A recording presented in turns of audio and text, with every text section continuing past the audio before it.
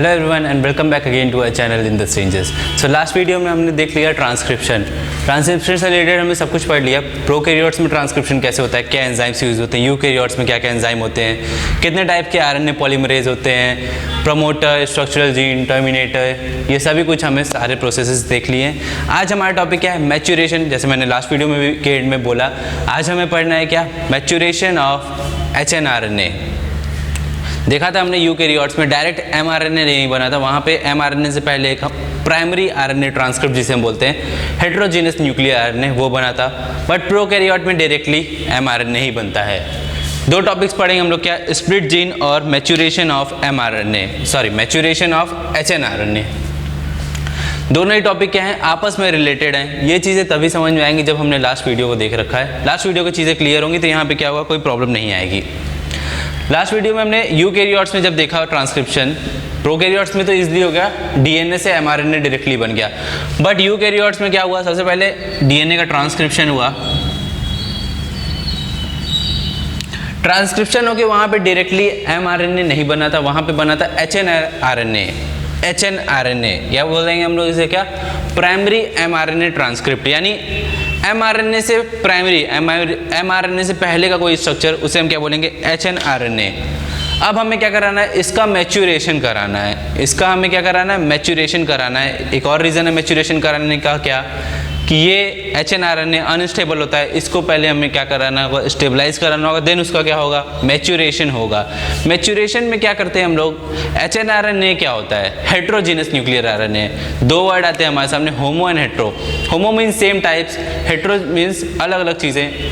Heterogeneous nuclear RNA से इसलिए बोलते हैं क्योंकि इसमें दो पार्ट्स होते हैं, फंक्शनल पार्ट या नॉन फंक्शनल पार्ट, या एक और तरीके से बोल सकते हैं कोडिंग पार्ट या नॉन कोडिंग पार्ट। यानी कि जब डीएनए का क्या हुआ, ट्रांसक्रिप्शन हुआ, तो उसमें कोडिंग पार्ट भी प्रेजेंट है, नॉन कोडिंग पार्ट भी प्रेजेंट है। अब कोडिंग और नॉन कोडिंग क्या है, कोडिंग पार्ट वो पार्ट जो किसी प्रोटीन के लिए कोड करेगा, नॉन कोडिंग पार्ट वो पार्ट जो किसी प्रोटीन के लिए कोड नहीं करेगा। तो एचएनआरएनए में ऐसे दोनों पार्ट्स प्रेजेंट है। हमें क्या करना है, नॉन कोडिंग पार्ट को रिमूव भी करना है। इसी में क्या होगा, मैच्योरेशन, एक स्पेसिफिक प्रोसेस हम लोग पढ़ेंगे, स्प्लाइसिंग। उसमें क्या होगा, हम नॉन कोडिंग पार्ट को रिमूव करके सभी कोडिंग पार्ट को आपस में क्या करेंगे, जोड़ देंगे। तो हमारा क्या बन जाएगा, एचएनआरएनए से एमआरएनए बन जाएगा, जिसे हम बोलेंगे एक्सोनिक आरएनए। अभी से समझ में आएगा ये टर्म एक्सॉन कहाँ से आया। सबसे पहले हम देख लेते हैं अब क्या, स्प्लिट जीन। दोनों ही टॉपिक्स क्या हैं, आपस में रिलेटेड हैं। स्प्लिट जीन यानी जीन्स स्प्लिट हुए हैं। जीन वैसे कहाँ प्रेजेंट होते हैं, gene is a part of DNA, DNA पे ही प्रेजेंट होंगे।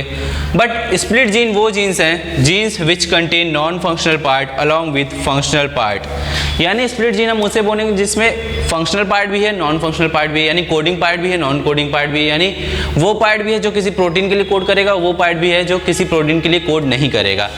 तो जीन सब क्या हो गए, स्प्लिट हो गए, कोडिंग पार्ट अलग हो गए, बीच में क्या हो गया, नॉन कोडिंग आ गया, वापस से क्या आएगा, कोडिंग पार्ट आगे जाएगा। इसे हम क्या बोलेंगे, स्प्लिट जीन। जो कब से दो टर्म्स में यूज़ कर रहा हूँ, फंक्शनल और नॉन फंक्शनल। फंक्शनल पार्ट वो पार्ट जो किसी प्रोटीन के लिए कोड करेगा, उसे हम क्या बोलेंगे, एक्सॉन। डीएनए सेगमेंट का, सॉरी एमआरएनए का, एचएनआरएनए का, डीएनए से क्या हुआ ट्रांसक्रिप्शन, वहाँ पे क्या बना, एचएनआरएनए। एचएनआरएनए का वो पार्ट जो किसी अमाइनो एसिड के लिए कोड करेगा, उसे हम क्या बोलेंगे, एक्सॉन। एचएनआरएनए का वो पार्ट जो किसी अमाइनो एसिड के लिए कोड नहीं करेगा, उसे हम क्या बोलेंगे, इंट्रॉन। तो फंक्शनल पार्ट को हमने क्या बोला, एक्सॉन, नॉन फंक्शनल पार्ट को हमने बोला इंट्रॉन। इसी को हम क्या बोल सकते हैं, कोडिंग पार्ट और नॉन कोडिंग पार्ट। अब हमें क्या करना है, ये तो हम समझ गए स्प्लिट जीन क्या होता है, हम समझ गए मैच्योरेशन होता कैसे। अब हमें एक्चुअली मैच्योरेशन करा के देखना है, कैसे एचएनआरएनए का मैच्योरेशन हो के एमआरएनए बनेगा, कैसे नॉन कोडिंग पार्ट्स को हम रिमूव करके क्या बनाएंगे, कोडिंग पार्ट। देखते हैं हम लोग डिटेल में इसे कैसे। सबसे पहले हमारा क्या है, ये है हमारा डीएनए स्ट्रैंड।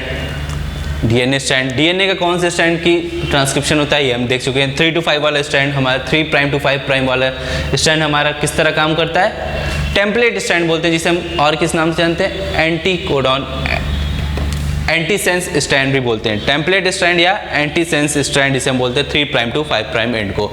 फिर ध्यान रखना कि जब ट्रांसक्रिप्शन होगा, ट्रांसक्रिप्शन में जो नया एचएनआरएनए बनेगा, उसका डायरेक्शन क्या होगा, इसी के एंटी पैरेलल होगा, यानी 5 to 3 बनेगा। एंटी पोलैरिटी को भी हमें ध्यान में रखना है। एग्जाम में जब ऐसे क्वेश्चंस अगर हमें देखने को मिलेंगे तो वहाँ पे हम ऐसा ना हो कि हम क्वेश्चन सही करके आए, बस पोलैरिटी को ध्यान में रखें तो हमारा क्वेश्चन वहाँ पे भी ऑप्शंस ऐसे दिए होंगे कि गलत हो सकता है। अब जैसा हमने देखा यहाँ ट्रांसक्रिप्शन हुआ, ट्रांसक्रिप्शन यानी डीएनए से आरएनए बनना। ट्रांसक्रिप्शन कोडिंग पार्ट का भी होगा, नॉन कोडिंग पार्ट का भी होगा, यानी फंक्शनल पार्ट का भी होगा, नॉन फंक्शनल पार्ट का भी होगा, यानी एक्सोनिक पार्ट का भी ट्रांसक्रिप्शन होता है और इंट्रोनिक पार्ट का भी ट्रांसक्रिप्शन होता है। यानी कि जो एचएनआरएनए बना उसमें क्या है, कोडिंग पार्ट रिप्रेजेंट है, then non coding part, then coding part. DNA में भी ऐसा ही कुछ था, ट्रांसक्रिप्शन के बाद एचएनआरएनए बना, वहाँ पे भी कुछ ऐसा ही है। अब ये जो एचएनआरएनए है इसे हम क्या बोलते हैं, हेट्रोजीनस न्यूक्लियर आरएनए। हेट्रोजीनस यानी दो अलग अलग टाइप की चीज़ें, दो या दो से ज़्यादा अलग अलग टाइप की चीज़ें। अलग अलग क्या है, एक्सॉन है, इंट्रॉन है, एक्सॉन है, इंट्रॉन है, कुछ इस तरह से यहाँ पे सीक्वेंस में प्रेजेंट होंगे। अब एचएनआरएनए क्या है, अनस्टेबल है। एचएनआरएनए क्या है, अनस्टेबल है। इसको स्टेबलाइज सबसे पहले हमें करना है। इसको स्टेबलाइज करने के लिए एनसीईआरटी में दो प्रोसेस का नाम दिया है, क्या, कैपिंग एंड टेलिंग।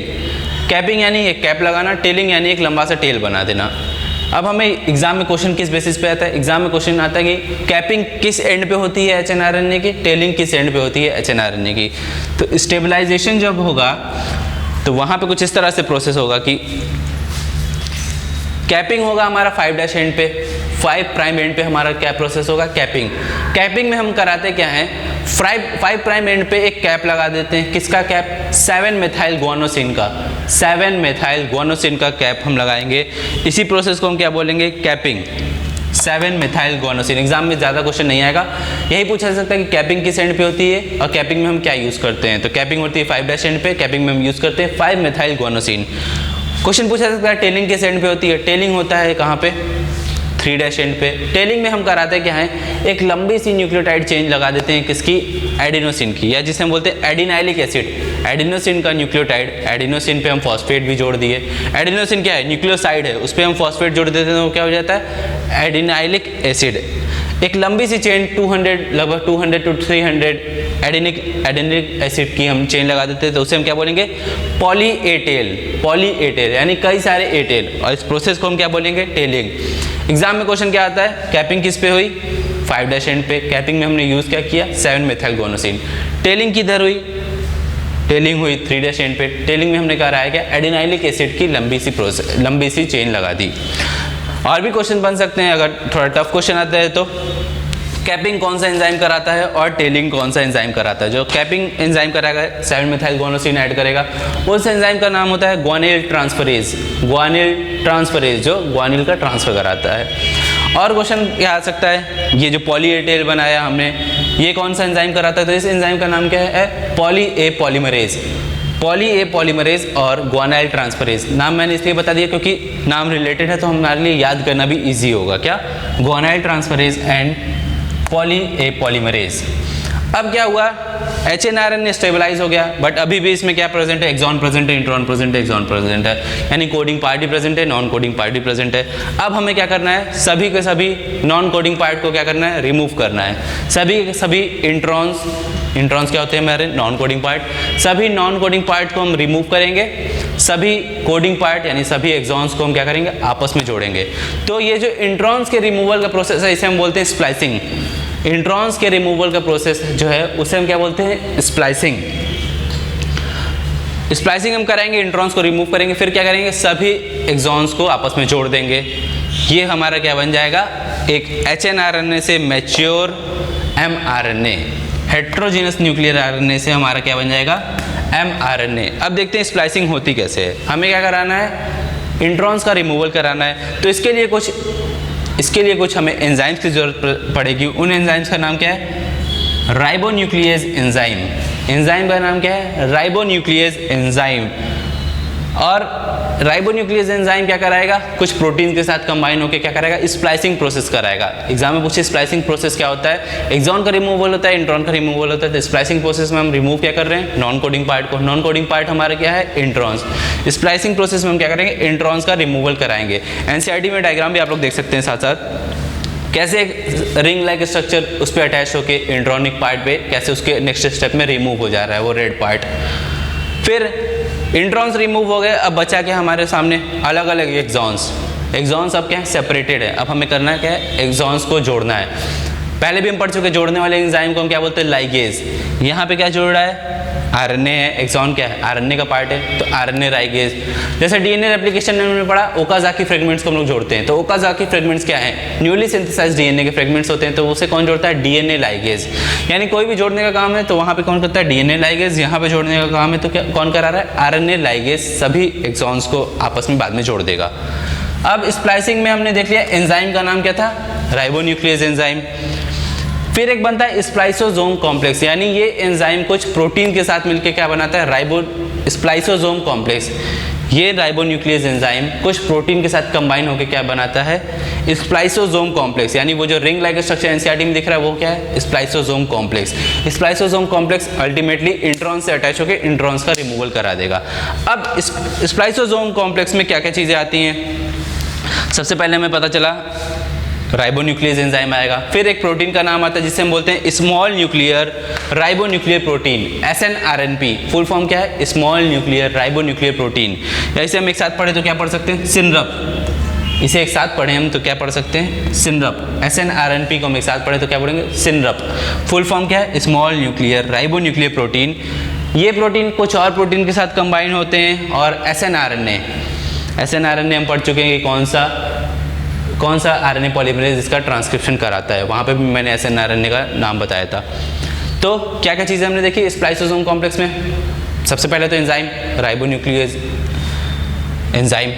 सेकंड क्या है, कुछ प्रोटीन, कौन से protein, snurp plus some other protein plus SNRNA। Spliceosome complex में क्या क्या चीज़ आया, वापस से रिपीट कर रहा हूँ, ribonuclease enzyme plus some protein plus snurp plus SNRNA। अब ये जो रिंग लाइक स्ट्रक्चर एनसीईआरटी में दिया गया है ये क्या है, स्प्लाइसोसोम कॉम्प्लेक्स। ये इंट्रॉन से अटैच करेगा, इंट्रॉन्स का रिमूवल कराएगा। बचा क्या, एक्सॉन्स, एक्सॉन को अटैच कौन, एक्सॉन्स को आपस में जोड़ कौन देगा, हमारा आरएनए लाइगेज। RNA ligase. अब सभी एक्सॉन्स आपस में, सभी कोडिंग पार्ट आपस में क्या हो जाएंगे, अटैच हो जाएंगे। ये हमारा क्या बन गया, मैच्योर mRNA। मैच्योर mRNA यानी कि हेट्रोजीनस न्यूक्लियर आरएनए का क्या हुआ, मैच्योरेशन हुआ, तो हमारा क्या बन गया, mRNA। और यही था हमारा छोटा सा टॉपिक, क्या, मैच्योरेशन ऑफ HNRNA। ध्यान रखना ये जो प्रोसेस होता है मैच्योरेशन का, ये सिर्फ और सिर्फ यूकैरियोट्स में होता है, क्योंकि प्रोकैरियोट्स में HNRNA बनता ही नहीं है। HNRNA नहीं बनता, वहाँ पे सीधे सीधे mRNA बन जाता है। अब प्रोकैरियोट्स में अगर HNRNA नहीं बन रहा है तो प्रोकैरियोट्स में स्प्लिट जीन भी नहीं होगा। स्प्लिट जीन का मतलब क्या है, एक्सॉन और इंट्रॉन दोनों पार्ट्स हो, बट प्रोकैरियोट में सीधे सीधे हमें क्या मिलता है, कोडिंग पार्ट मिलता है, एक्सॉनिक पार्ट मिलता है। यूकैरियोट्स में क्या है, एक्सॉनिक और इंट्रॉनिक दोनों पार्ट मिलता है। यानी split genes are usually only present in eukaryotes. Prokaryotes में नॉन स्प्लिट जीन होते हैं। फिर एनसीईआरटी में कुछ लाइंस दी गई हैं, काफ़ी कन्फ्यूजन होता है बच्चों को यहाँ पे, क्योंकि थोड़ा वर्ड्स डिफिकल्ट यूज़ किए हैं। देखते हैं वो लाइंस क्या है। The split gene is an ancient feature of genome, presence of intron is reminiscent of antiquity and the process of splicing represent the dominance of RNA world। क्या क्या terms दिए गए हैं, split gene is an ancient feature of genome, presence of intron is reminiscent of antiquity and the process of splicing represent the dominance of RNA world। first of all reminiscent of antiquity means क्या होता है, reminiscent of antiquity means something which was present in past and in past it had some sequence, something which was present in past and in past it had some significance। यहाँ पे किसकी बात हो रही है, इंट्रॉन्स की बात हो रही है। इंट्रॉन्स क्या है, रेमिनिसेंट ऑफ एंटिक्विटी, यानी पास्ट में तो ये प्रेजेंट थे ही, बट वहाँ पे इनका कोई सिग्निफिकेंस भी हुआ करता था। मान लेते हैं कि ये प्रोकैरियोट्स में प्रेजेंट थे, बट वहाँ पे प्रोकैरियोट्स में क्या था, इनका कोई सिग्निफिकेंस था, यानी ये कोडिंग पार्ट थे। अब प्रोकैरियोट्स जैसे जैसे इवॉल्व हुए यूकैरियोट्स बने, जैसे जैसे इवोल्यूशन हुआ यूकैरियोट्स आए। यूकैरियोट्स में क्या है, अब ये जो इंट्रॉन्स पहले किसी चीज़ के लिए कोड करते थे, अब इनकी ज़रूरत हमें नहीं है, बट ये अभी भी वहाँ प्रेजेंट हैं। तो यही दिखा रहा है क्या, reminiscent of antiquity means something which was present in past and in past it had some sequence and if it is present in today and if it is present today it only is a reminiscent of antiquity. यानी कि आज के time पे अगर ये हैं तो इनका कोई यूज़ नहीं है, इसी वजह से हम क्या करते हैं, इंट्रॉन्स को रिमूव करा देते हैं। फिर लिखा है process of splicing represent the dominance of RNA world. हमें पता है कि सबसे पहले आरएनए जेनेटिक मटेरियल की तरह काम करता था, बट आरएनए धीरे धीरे क्या हो गया, रिप्लेस हो गया, यानी आरएनए से क्या आ गया, डीएनए आ गया। क्यों? आरएनए रिएक्टिव था, स्टेबल नहीं था। डीएनए अब कैसा है हमारे सामने, रिएक्टिव नहीं है, स्टेबल मॉलिक्यूल है। स्प्लाइसिंग प्रोसेस में हम देख सकते हैं कई सारे क्या हैं, आरएनए इन्वॉल्व हो रहे हैं, कई सारे आरएनए इन्वॉल्व होंगे, राइबोन्यूक्लियस एंजाइम, एसएनआरएनए। इसका मतलब स्प्लाइसिंग प्रोसेस क्या दिखा रहा है, पहले के टाइम पे आरएनए वर्ल्ड था, डोमिनेंस ऑफ आरएनए वर्ल्ड। पहले के टाइम पे सिर्फ और सिर्फ आरएनए हुआ करता था। तो ये हमारा क्या था, रेमिनिसेंट ऑफ एंटिक्विटी। एग्जाम से यूजुअली इन सब टर्म्स से क्वेश्चंस नहीं आते हैं, बट तभी मैंने क्या किया, यहाँ पे एनसीईआरटी पढ़ने में कोई डिफिकल्टी ना हो, इस वजह से इन टर्म्स को समझा दिया। Reminiscent of antiquity, dominance of RNA world, split gene क्या होता है, ये सभी चीज़ें मैंने समझा दी। एनसीईआरटी में ये चीज़ें आपको दो जगह पे मिल जाएंगी। एक तो जब इन्होंने यूकैरियोट्स का ट्रांसक्रिप्शन खत्म किया वहाँ पे, और एक छोटा सा टॉपिक है ट्रांसक्रिप्शन यूनिट एंड जीन। तो उन चीज़ों को अच्छे से पढ़ें, वहाँ पे अच्छे से चीज़ें क्लियर हो पाएंगी। आज का वीडियो हमारा टोटल क्या था, split gene and maturation of hnRNA, जो कि सिर्फ और सिर्फ कहाँ होता है, eukaryote. So thank you so much for watching us, see you all in our next video.